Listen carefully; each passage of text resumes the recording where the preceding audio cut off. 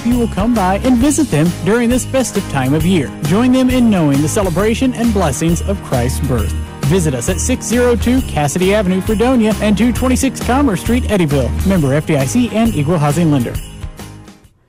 1580 103.3 WPKY. Good morning. Time is 8:41. It is 48 degrees right now. We are joined by Shannon Blosser this morning from Ogden Memorial United Methodist Church. Good morning, Shannon. Morning. How are you? I'm doing well, thank you. How are you? Not too bad for a rainy day. I know. Well, at least it hasn't. We were supposed to maybe get some thunderstorms, so at least we haven't seen any of that yet, and hopefully it'll pass on. Golf weather for Scotland. Is that how that works? Yes. Never been to Scotland, but I'll take your word for it. Neither have I. I just watch it on the British Open. Oh, I see. Okay, and it's always raining, huh? Exactly. Gotcha. So we've got some special programs coming up. Tell us about, and one's coming up the 18th? 18th, yeah. Yes. Yeah, it's called the Service of Hope. This is a ministry that I brought to Ogden from my previous churches. What the Service of Hope is, it's some people call it the Longest Night Worship Service. Some people call it the Blue Christmas Worship Service. But what it really is recognizing that for many people, Christmas is the most difficult time of the year. The nights are longer. It serves as a symbolic reminder that we've lost loved ones, or we're dealing with financial crises, divorce, addictions, all these things that can get buried because we want to just share with everybody, oh, I'm happy, I'm joy, I'm doing okay, but really we're not. And so what this service intends is to allow us to just let go and to recognize the promise of God is Emmanuel, which means God is with us, and to know that God is with us in our grief, in our sadness, in our memories, and our losses. And so the entire service is centered around allowing us to experience these things. We'll have a moment in the service where we will write down what we're struggling with. I know a couple years ago I wrote down my grandfather's death. He was my dad. And so I put that down. I was able to put it on the Christmas tree, and we'll put all of these things that we write down on our tree as a way of letting it go and giving it to God. And so it's a very emotional service. It's intended to just give people a space so that when they see that empty chair or that family squabble on Christmas morning, they recognize that God is still there, even if it doesn't feel like it. And is this something? Did you said you started this? What put this idea in your head? Well, twofold. One, the last church I served, we were just dealing with a lot of death. I was there for 3 years, and every year we were losing a lot of cornerstone members of our church. And for a lot of folks, they were just burying it in. There was one member in particular who had lost a 3-year-old. And 12 years later, that grief was still there and present in their life. That's a grief that never goes away. And we were just wrestling with, how do we offer hope? And then just so happened at the same time, my ordination requirements required me to do some type of special thing. And so I'm just thinking, gosh, what do we need? What does this church need? What does our community need? And I just kept thinking, what is the Advent season? The Advent season reminds us of hope, of peace, of joy, and love. Wow, those are things that we really need to remember when we're struggling with loss, when we're struggling with grief. And so we put this service together, had a couple folks in our community back in Lawrenceburg, Kentucky to help us out with it. It was a beautiful night, and so we just did it again. And then when I moved here, I was like, there's this special service I've got, and we did it last year, and then this year we're going to open it up a little bit more. Ken Godshall at the Presbyterian Church, he's going to be our guest preacher on Tuesday, and so we're just recognizing that, we all hurt, and I hurt, pastors hurt.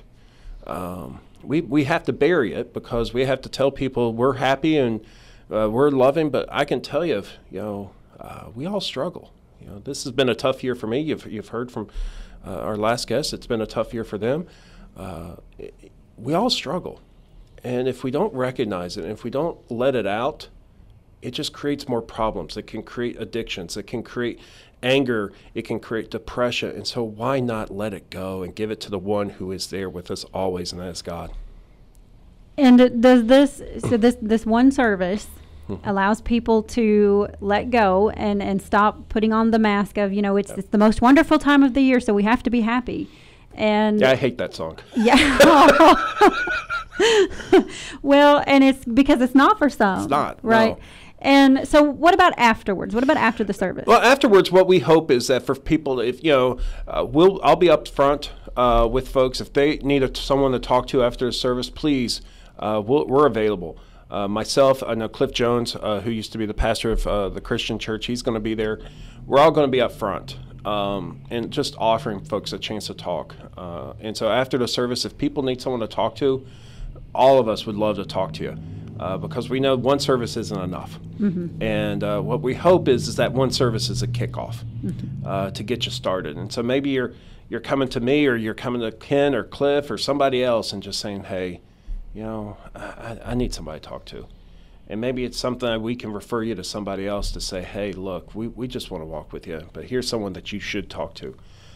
There's no shame in going to talk to people that can help you out and share love with you. But really, we're going to be there. We're going to offer Christ and offer God's hope.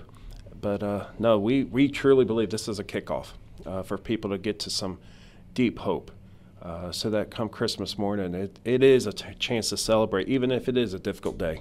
Mm-hmm.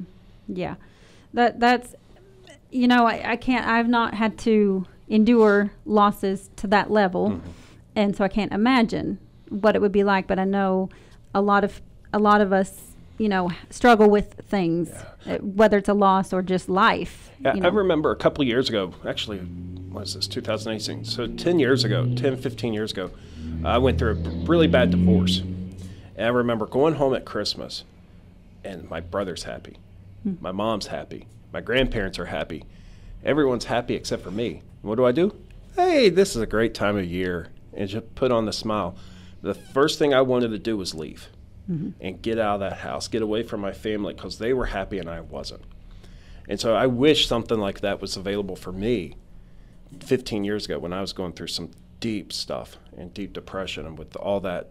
And so, when you feel that loss, but even when we don't feel that loss, just that sense of heaviness of the season.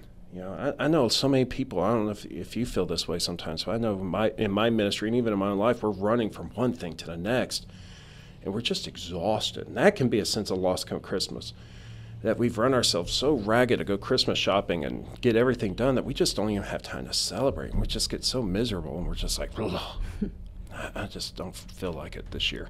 Sure. And I think a lot of us experience that, and that's just, like I said, that's life. So some of us run kind of wide open all the time, and don't give ourselves opportunities to take breaks. So for those that do attend, for those of us that are struggling with something, do you have some advice to offer them on how to cope with the happy people? Basically, jokingly put up with them. But honestly, from my own experience, I think the thing to do is just be honest and open. To just, when you have a bad day, to just say, look, this isn't a good day for me. I'm still struggling with, my wife's not here, or my mom that's no longer with me. This is a tough day, but just don't bury it in. People, we get so sensitized to thinking that we just have to bury it in. Just let people in. And you'll be shocked, I think, in my own experience, and you'll be shocked when you find out that there are people who want to walk beside you. Your true friends, I always say, are the ones who will walk with you through the valley of the death and the valley of darkness. They're the ones that will walk there with you. But be open. Don't hide from the shame. Don't hide from the darkness, and don't hide from the difficulties. If you need to walk out of the family dinner for a second, go out. Walk around the neighborhood or spend some time, but you can't really experience it until you've experienced it yourself. And so take care of yourself so you can take care of others. And I think we experience stigmas really badly in our society with that, because nobody wants to be around the Debbie Downer. No. They expect you to just put on a smile and deal with it. I had someone at my last church. Don't get me wrong, loved them people, salt of the earth type folks. But I had someone that always would come up to me, Pastor, you need to have a smile on your face. Well, at that time, I was dealing with my grandfather's dying, and I was like, I just don't feel like putting a smile on my face today. And so we do that to people. We say, hey, why aren't you smiling? Well, I don't feel like smiling today. You know, I'm dealing with this stuff at home. I don't want to smile. And it's okay. It's okay. And I think it's important for people to learn that, you know, even those who don't, you know, those of us who don't smile sometimes have to hear that. And so it's not necessarily us that need to be educated as much as, you know, the people who are telling you just smile and, you know, pretend that everything's okay. We have to be the ones telling folks, you know, if you're not struggling, I mean, if you're struggling with something, you've got to tell the people. You know, when I have a bad day with my son, he's autistic. If he's having a bad day and I go in the office and I'm just miserable, I tell people, look, this is going to be a bad day for me. You know, give me a little break and I'll be okay. But we have to be okay to just say, it ain't a good day, and I'll be okay, but I need you to love me right now. People will. They may not immediately, but the good friends will. They'll come around. And so this is an amazing service. You said this is the second one. How did the first one? Last year, I was blessed for it to be for the first time. You know, this isn't a service where you go, oh my gosh, we filled the rafters. This is, you know, the people that are there are the ones you want there. So we had a great service last year. We're moving it off Sunday nights this year. We did it last year on a Sunday night. We just found that it didn't get so crazy on Sunday nights with special service after special service. So we wanted to do it a little in the week this year. So Tuesday night, 6 o'clock. But, you know, it's a beautiful service. Now, last year, was Sunday night Christmas Eve last year? Yes. Yeah. Yes. So you will always hear a pastor say, never put Christmas on a Christmas Eve on a Sunday, because it can I tell you, I'm still recovering from last year. I'm glad it's on a Monday this year. Let's just put it like that. Yeah, okay. But I think that probably helped make that particular service a lot smoother and a lot, you know, a lot more beneficial for those that needed it. Yeah, I think I'm trying to remember. I think last year it was the week before I see. Christmas Eve last year. Okay. And so sort of like this year. And so it was nice. I mean, we were able to go in. I can remember some of the prayers I got back, and I would pray over them. There were some beautiful and powerful prayers that I had, you know, Monday morning in my office, and just, you know, breaks your heart. People that you see in your pews every day, and you just don't always realize what they're dealing with. And they're all anonymous on the card, so you try to figure out, okay, who's, so I can go care for them. But it just breaks your heart. Okay. Shannon, we're really out of time right now. I like to run my mouth, so. No. We could keep going. It's not because I want you to stop talking. It's because we're simply out of time. But so tell me again the time, the place, give me the address, all the information they need. Tuesday night, 6 o'clock at December the 18th at Ogden Memorial United Methodist Church, 305 West Main Street. If you need more information, go to ogdenmumc.org. ogdenmumc.org. Okay, Shannon, I sure do appreciate you joining us this morning. And, you know, I think that's going to be a very wonderful service for anybody who needs to experience that and be around other people who can understand. Yeah, it's going to be a great night. Thank you so much for joining us this morning. Thank you. Here's your WPKY Weather Edge Weather Center forecast. More rain today with possible thunderstorms and a high near 51. Rain and thunderstorms continue overnight with an overnight low around 47. Rain again for the weekend. Patchy fog before 10 o'clock tomorrow and high near 50. A 20% chance of rain overnight tomorrow night with mostly cloudy skies and an overnight low around 35. Sunday will be mostly sunny. There's a high near 51 on Sunday, mostly clear Sunday night with an overnight low around 33. Rain and thunderstorms possible today with a high near 51.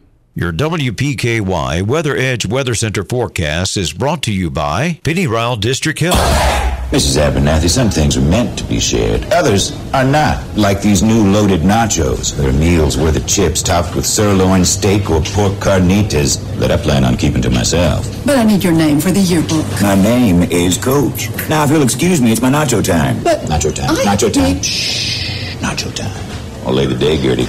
Try our new loaded nachos topped with sirloin steak or pork carnitas. Ole the day at Taco John's. Taco John's, Princeton. This is Mallory Hancock Lawrence, and we love our Caldwell and Lyon County friends. We invite you to come to Cadiz anytime you can to shop with us. We're making it even easier for you. Whether you work in Cadiz or just come to town for a visit, stop in and shop with us.